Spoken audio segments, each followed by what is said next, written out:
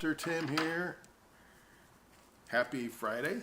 If you're watching this Friday or watching this live.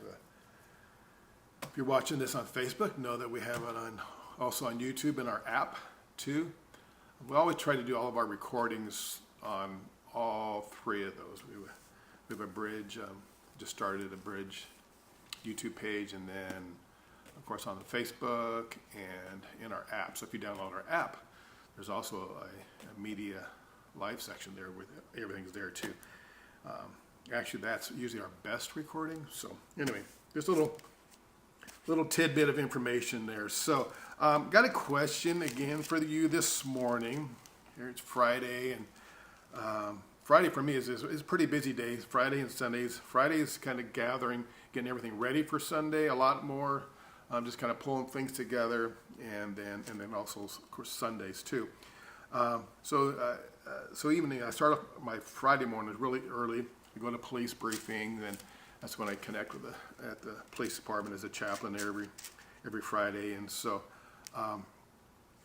that's I start my day off early there. So I really enjoy it. But I got a question there for you, kind of nothing to do with anything else. I'm just kind of letting you know kind of what I'm doing here.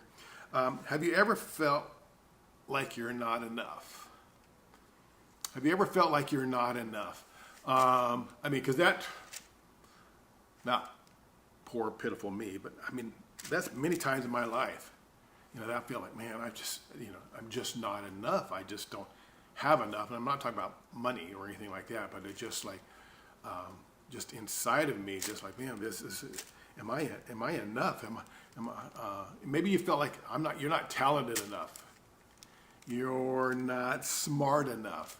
Other people are so gifted. You're just not enough. When I was growing up, and I don't know how they do it now in school. I'm sure they don't do it this way, but especially from like 2nd to 6th grade, I don't remember a lot when that time, but I do remember this, like every Labor Day weekend, because we started school after Labor Day in those days. Every Labor Day weekend, I would go to the school, because on the windows of the classroom where I went to school, is they would post what class you would be in that coming year, who would be your teacher and who would be in your class, and they had the names right there.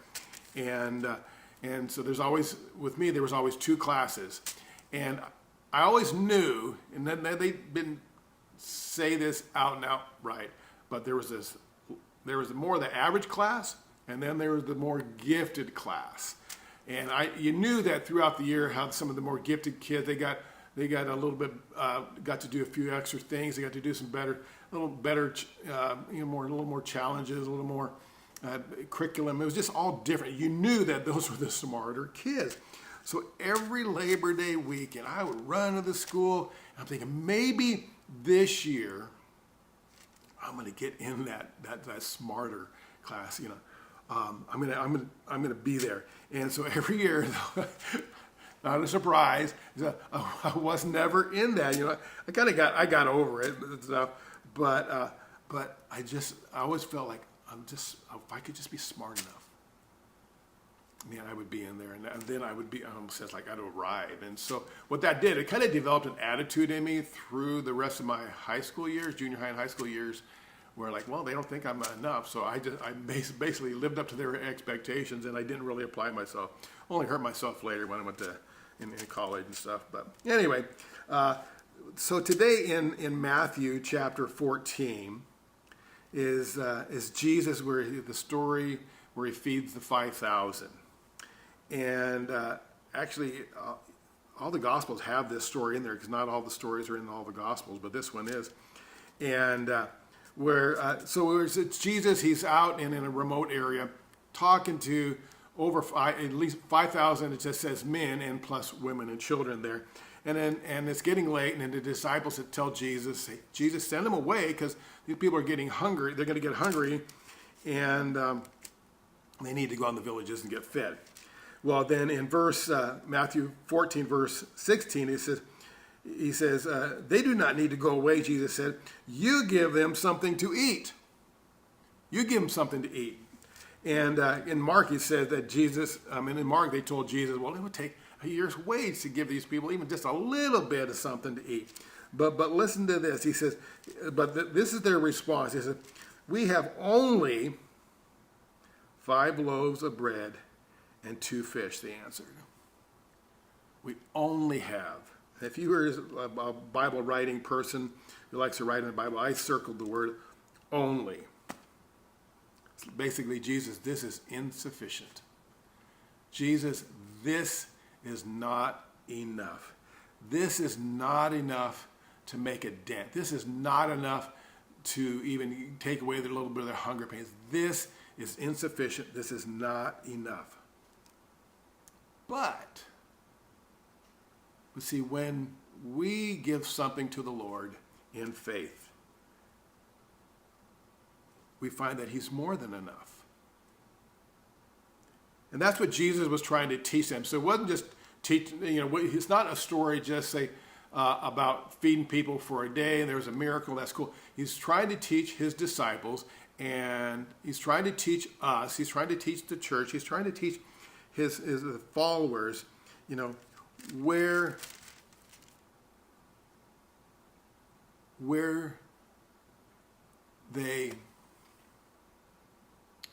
what is enough.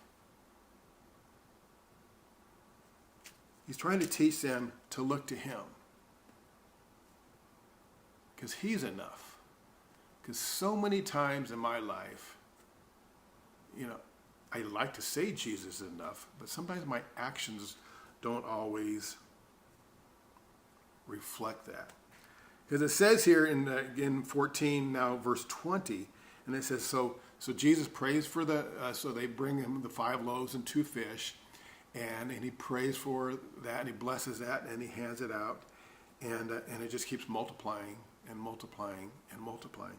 But listen to this. It says in verse 20, it says, they all ate and were satisfied.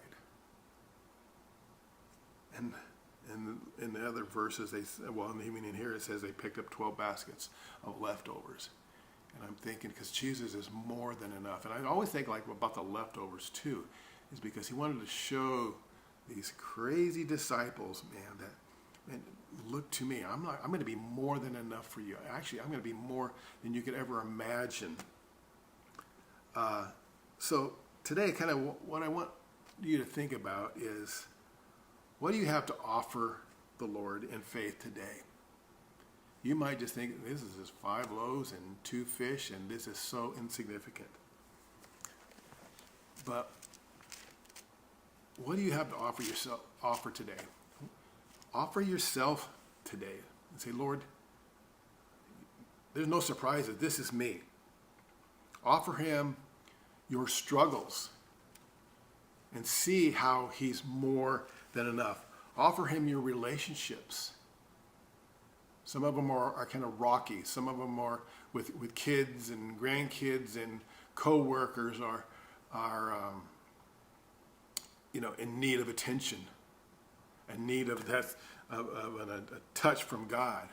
So offer those to him today, because you've worked hard and you've tried and you've tried and you've tried, and it just seems like you've gotten nowhere. But when we offer things up to the Lord in faith, we see he's more than enough. Our finances, our school, our marriages.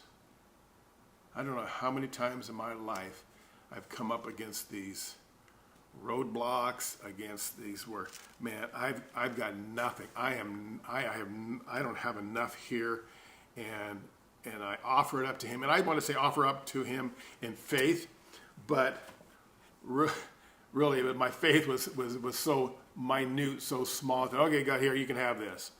I don't know what you're going to do with this, because I've already tried fixing this, but here you go. You can have this situation. You can have this financial thing. You can have this relational thing. You can have this, and I offered it up to him. And I don't know how many times God has proven to me that, Tim, I'm more than enough. And just because you are kind of got this little faith, I'm going to show you that I'm more than enough. So I'm so glad God doesn't wait to show up when I have this gigantic, I can walk on water. Give me that bread and that fish, Jesus. I'm going to divide it. I'm glad he doesn't show up when I have that kind of faith.